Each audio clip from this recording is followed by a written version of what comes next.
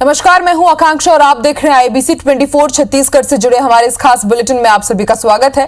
शुरुआत करेंगे इस बुलेटिन की छत्तीसगढ़ के कोरोना अपडेट के साथ। छत्तीसगढ़ में आज एक दिन में 324 कोरोना मरीज मिले हैं और एक बार फिर से रायपुर में सर्वाधिक 109 नए पॉजिटिव केसेस सामने आए हैं। राजनांदगांव में 58, रायगढ़ में 19 नए केसेस मिले हैं, तो वहीं बलौदाबाजार और सुकमा में 18 मरीज सामने आए हैं। दुर्ग में 17, कवर्धा में 15, बस्तर में 14 नए मरीज मिले हैं।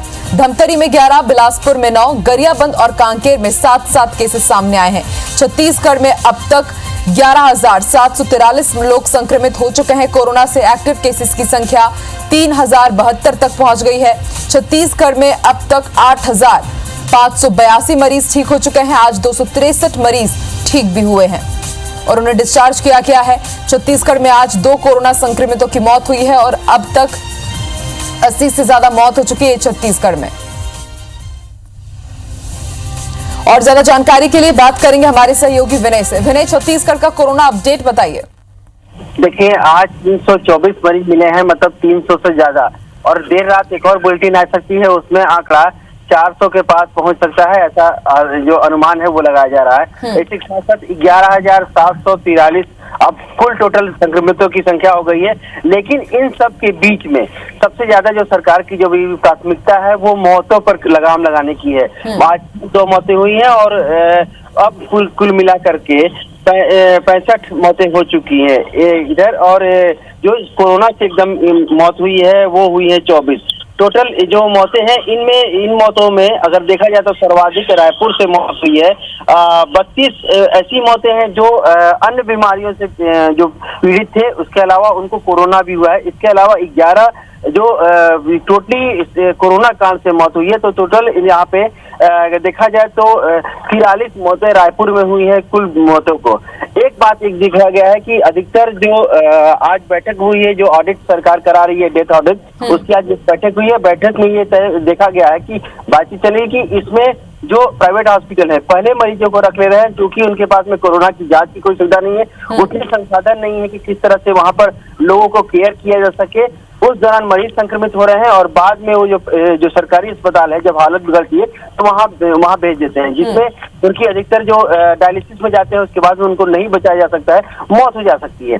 लेकिन इन सब के बीच में इन्हें सरकार ने एक आदेश जारी कर दिया है कि अब ऐसे जगहों पर जहां पर कोरोना की जांच की सुविधा नहीं है, मरीजों को या तो एडमिट न करें या संक्रमित हो तो उनको इलाज करें, और अगर भेजना भी है जब हालत खराब तो उनको पहले ही भेजें।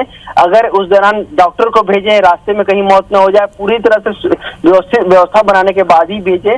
लेकिन इन सबके बीच में सबसे अगर प्राथमिक रूप से देखा जाए तो उनको एडमिट नहीं करने की सलाह दी गई है कि आप एडमिट न करें और रिफर न करें, ताकि अपने पास पूरी व्यवस्था करें। अगर कोरोना संक्रमितों के किस तरह से आपके यहाँ आते हैं मरीज, तो उनकी पूरी तरह से केयर करें, उसके बाद से ही अगर उनको इलाज दें।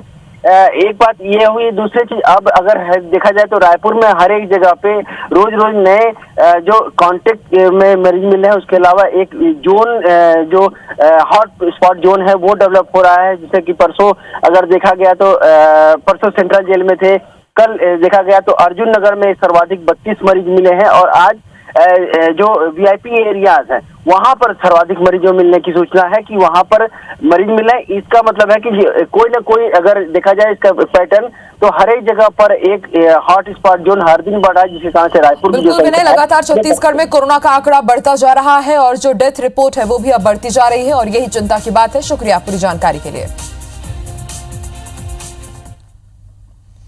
कोरोना का निजी अस्पताल में इलाज करा रहे मरीजों को लेकर स्वास्थ्य विभाग ने अब सभी जिलों के सीएमएचओ को चिट्ठी लिखी है, जिसमें साफ कहा गया है कि कोई भी निजी अस्पताल कोरोना संक्रमित मरीजों को अब बिना पूर्व सूचना के सरकारी अस्पताल में रेफर नहीं कर सकेंगे। बेहद गंभीर स्थिति में सरकारी अस्पताल को सूचना देने और अनुमति लेने के बाद ही मरीज रेफर किया जाएगा। साथ ही उन्हें एक डॉक्टर को भी मरीज के साथ भेजना होगा। स्वास्थ्य विभाग ने इस बात पर चिंता जताई है कि निजी अस्पतालों में इलाज के दौरान मरीजों की स्थिति गंभीर होने पर उन्हें सीधे सरकारी अस्पताल रेफर कर दिया जाता है, जिससे उनकी हालत और भी ज्यादा खतरे में पड़ सकती है।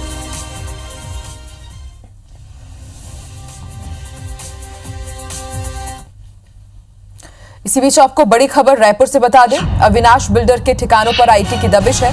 ऑफिस समेत सभी ठिकानों पर दबिश दी गई है। आईटी की टीम दस्तावेजों की जांच भी कर रही है। तो आयकर विभाग ने छापेमार कार्रवाई की है। ऑफिस के साथ ही सभी ठिकानों पर दबिश देकर कार्रवाई की जा रही है। डॉक्यूमेंट्स खंगाले जा रहे हैं। आयकर विभाग की छापेमारी कार्रवाई। अविनाश बिल्डर के ठिकानों पर इनकम टैक्स की दबिश पड़ी है।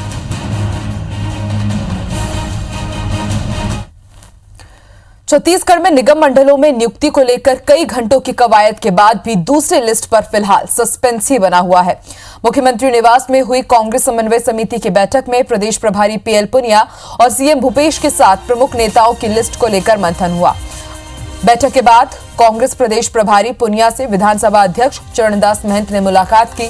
दोनों के बीच निगम मंडल में नियुक्तियों को लेकर चर्चा हुई है, लेकिन दावेदारों की फौज इतनी बड़ी है कि पार्टी नामों पर फिलहाल सहमति नहीं बना पाई है। पार्टी के सूत्रों की बात करें तो उनका कहना है कि नियुक्तियों में अलग अलग वर्गों को पर्याप्त प्रतिनिधित्व देने के लिए सारी कवायद की गई, लेकिन दावेदार इतने ज्यादा है कि सबको एडजस्ट करना संभव नहीं है। कांग्रेस की समन्वय समिति की बैठक में कई ऐसे भी नाम हैं जो तय हो चुके हैं, लेकिन असंतोष से बचने के लिए हाईकमान से सहमति मिलने के बाद ही लिस्ट जारी की जाएगी। यह भी बताया जा रहा है कि दूसरी लिस्ट अंतिम नहीं होगी, आगे भी नियुक्तियां होती रहेंगी। यानी ऐसा लगता है कि मरवाही का उपचुनाव निपटाने के बाद ही अब सारी नियुक्तियां होंगी। बैठक से बाद मीडिया से बातचीत करते हुए प्रदेश प्रभारी पीएल पुनिया ने कहा कि आनंद फानन में लिस्ट जारी नहीं की जाएगी। वहीं बीजेपी ने तंज कसते हुए कहा कि एक अनार 100 बीमार जैसी स्थिति है।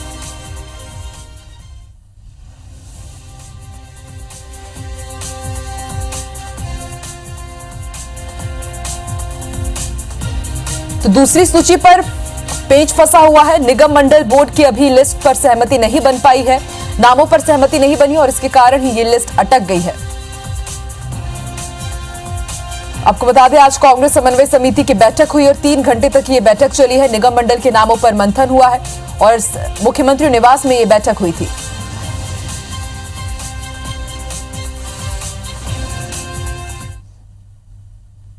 कोई ऐसा नहीं है कि आज डिस्कशन को और जारी कर दिया जाए। उसमें सबका देख के बायोडाटा बना के फिर AICC भेजा जाता है, राष्ट्रीय अध्यक्ष अनुमोदन लिया जाता है, फिर आती है सूची। चीफ मिनिस्टर उसमें संबंधित विभागों से आदेश जारी करवाते हैं सब समीक्षा करने के बाद। तो इसकी लंबी प्रक्रिया है। पहले सूची में कहीं पर भी गड़बड़ नहीं हुआ है, पहले नाराजी कोई नहीं दिखा है। अब ये दूसरा सूची भी इसी प्रकार होगा। लास्ट सूची फिर बनेगा। मोहल्ला से लेके जोन तक, जोन से लेके ब्लॉक, जिला, सबको सुनने का काम कांग्रेस पार्टी कर रही है। आज 1.25 साल के बाद भी कांग्रेस निगम मंडल आयोगों के पदाधिकारी और उनके डायरेक्टर्स, उनके चेयरमैन ये सब नहीं बना पा रही है। और जो जितना पहले उन्होंने बनाया है, वैसे तो कोरोना काल में बनाना नहीं चाहिए था, उन्होंने बनाया, उससे और असंतोष पैदा हुआ है। और जितना ज़्यादा ये बनाएंगे उससे और ज़्यादा असंतोष पैदा होगा। तो कांग्रेस में जो असंतोष है वो चरम सीमा पर है। छत्तीसगढ़ के शराब दुकानों में रेट लिस्ट नहीं लगने पर कांग्रेस बीजेपी के नेता आमने सामने आ गए हैं। छत्तीसगढ़ के पूर्व मंत्री अजय चंद्राकर और राम विचार नेताम ने ट्वीट कर सरकार पर आरोप लगाया। वहीं बीजेपी के बयान पर कांग्रेस ने पलटवार किया है। एक रिपोर्ट देखिए।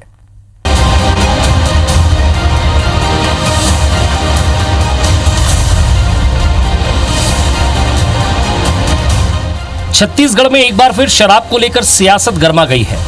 बीजेपी और कांग्रेस नेता एक दूसरे पर आरोप प्रत्यारोप कर रहे हैं। इस बार मुद्दा बना है शराब दुकानों में रेट लिस्ट नहीं लगाने पर। पूर्व मंत्री अजय चंद्राकर ने ट्विटर पर 2 सरकारी आदेश पोस्ट करते हुए राज्य सरकार पर निशाना साधा। पूर्व मंत्री ने ट्वीट किया कि देसी और अंग्रेजी दोनों शराब दुकानों में शराब की मूल्य सूची लगाने के ये नियम है, लेकिन पूरे छत्तीसगढ़ में किसी भी दुकान में मूल्य सूची नहीं लगी है। सरकारी संरक्षण में जनता को लूटने का ऐसा उदाहरण पूरे विश्व में नहीं मिलेगा। इस ट्वीट पर पूर्व मंत्री रामविचार नेताम ने भी रिट्वीट करते हुए लिखा कि शराब का दाम अनाप शनाप वसूल रहे हैं और क्वालिटी भी बेकार है। नेताम ने लिखा कि शराब पीने वाले कह रहे हैं कि नशा नहीं चढ़ने के कारण दोबारा शराब खरीदना पड़ रही है। पूर्व मंत्रियों की ट्वीट सामने आने के बाद बीजेपी कांग्रेस में जुबानी जंग शुरू हो गई है। बीजेपी ने दोनों पूर्व मंत्रियों की ट्वीट का समर्थन करते हुए सवाल उठाए, तो वहीं कांग्रेस ने पलटवार करते हुए कहा कि 15 सालों तक छत्तीसगढ़ में जंगल राज स्थापित करने वाले लोग अब बिना सत्ता के, बिना कमीशन के और बिना मुफ्त की शराब में छटपटा रहे हैं।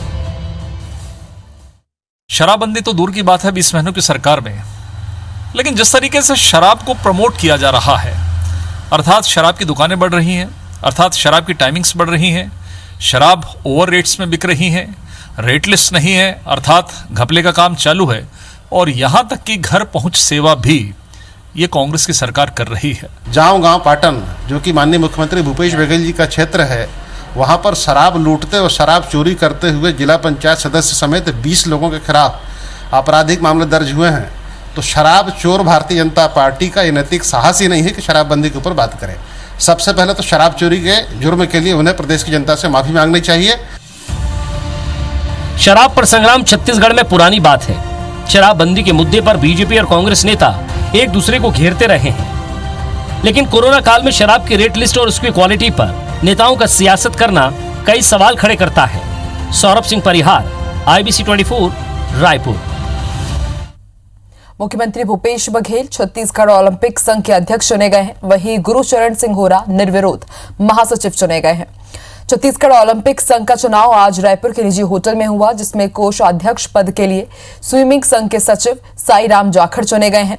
छत्तीसगढ़ ओलंपिक संघ के महासचिव गुरुचरण होरा ने बताया कि फिजिकल डिस्टेंसिंग का पालन करते हुए ये चुनाव हुआ। उन्होंने कहा कि सीएम भूपेश बघेल के निर्देशों का पालन करते हुए वो संघ को आगे बढ़ाएंगे।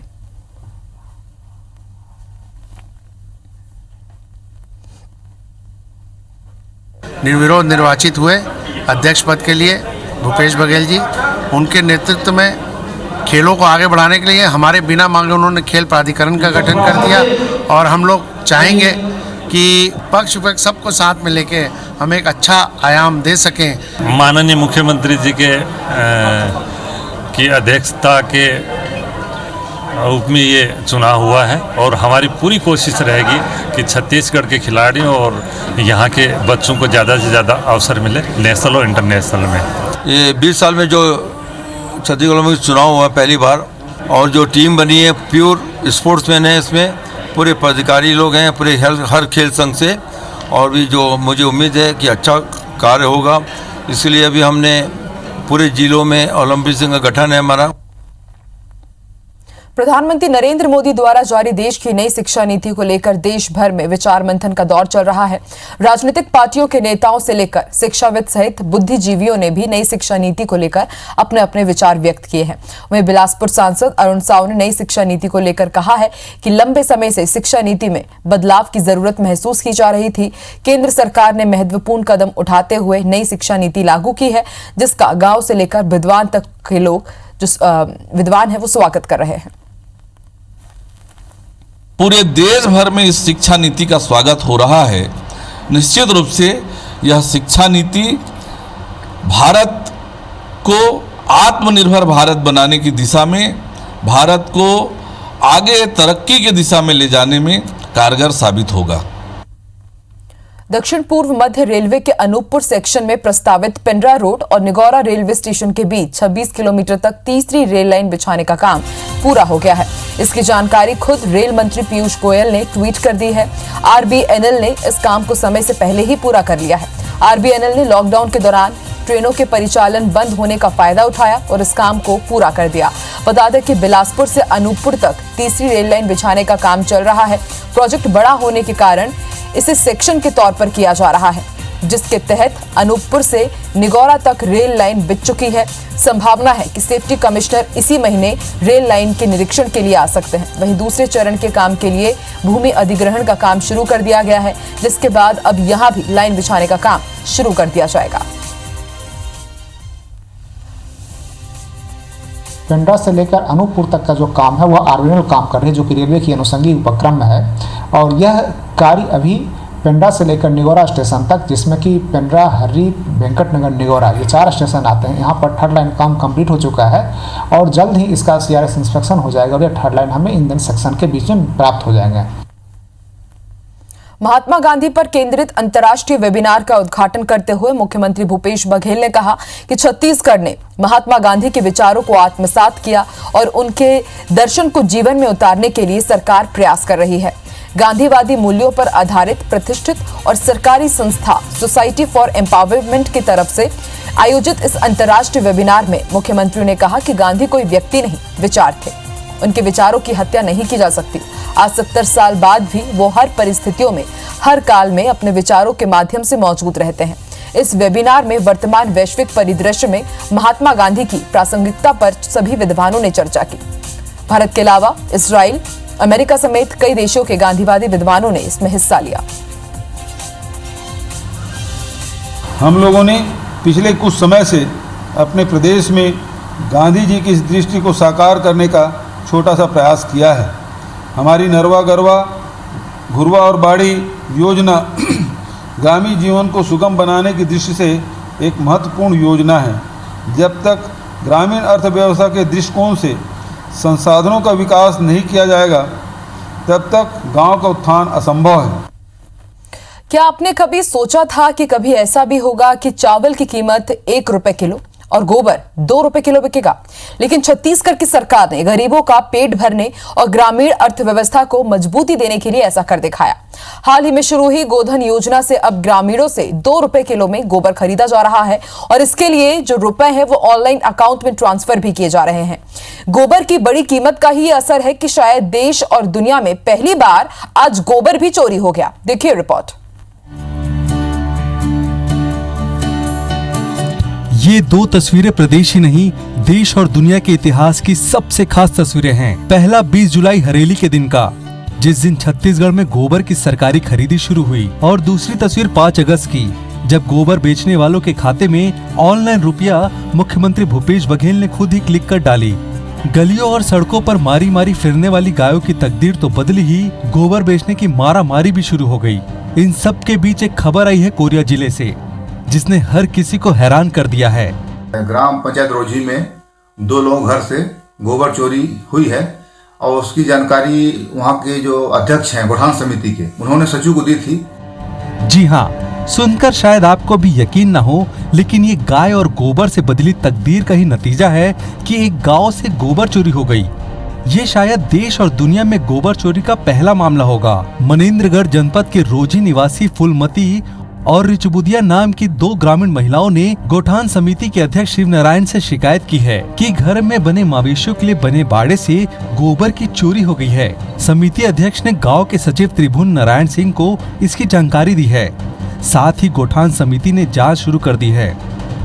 इस संबंध में जो वहाँ के जो गौठान समिति के अध्यक्ष हैं, उन्होंने सूचना सचिव को दिया था। इन लोग भी बराबर गोबर बेचते थे, लेकिन घटना दिनांक को इन्होंने गोबर नहीं बेचा, तो पता किया गया तो पता चला कि गोबर कोई दूसरा चुरा के बेच दिया है। गोधन योजना शुरू होने के बाद छत्तीसगढ़ के गांव में अब गोबर का महत्व सोने जैसा हो गया है। जाहिर है कि समय अब गोबर की पहरेदारी का भी है।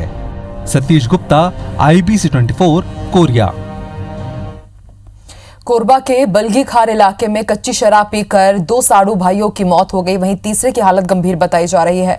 पुलिस की जानकारी के मुताबिक कोरबा के बलगीखार में एक साथ रहकर मजदूरी करने वाले 3 साड़ू भाइयों राजेश यादव, प्रसाद यादव और तीजराम यादव ने कल रात कच्ची शराब पी। शराब पीने के बाद तीनों की हालत बिगड़ने लगी। इलाज के लिए आसपास के लोग उन्हें जब अस्पताल लेकर पहुंचे, लेकिन तब तक प्रसाद यादव और तीजराम यादव की मौत हो गई, जबकि तीसरे का फिलहाल इलाज चल रहा है। पुलिस के मुताबिक तीनों ने पड़ोस के गांव ढबढब से कच्ची शराब खरीदी और उसको पी और उसके बाद उनकी हालत खराब हो गई। पुलिस ने मामले की जांच शुरू कर दी है।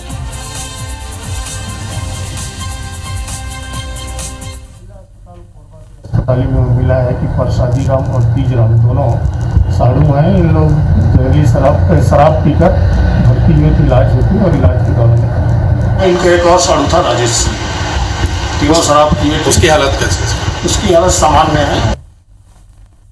छत्तीसगढ़ में शराब को लेकर जमकर सियासत हो रही है। राजनीतिक दल एक दूसरे पर बयानों के तीर छोड़ रहे हैं।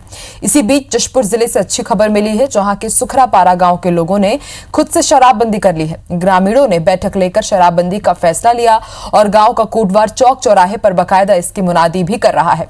गांव वालों ने न सिर्फ शराब बेचने पर प्रतिबंध लगाया है, बल्कि महुआ शराब बेचने वालों पर 5,000 का जुर्माना लगाने का भी फैसला लिया गया है। इसके साथ ही शराब बेचने वालों पर 3,000 और शराब पीते पकड़े जाने पर 1,000 का जुर्माना तय किया गया है।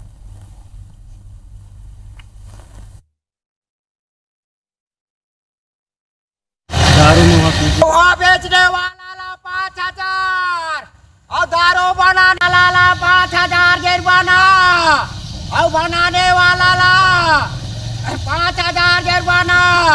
अब पीने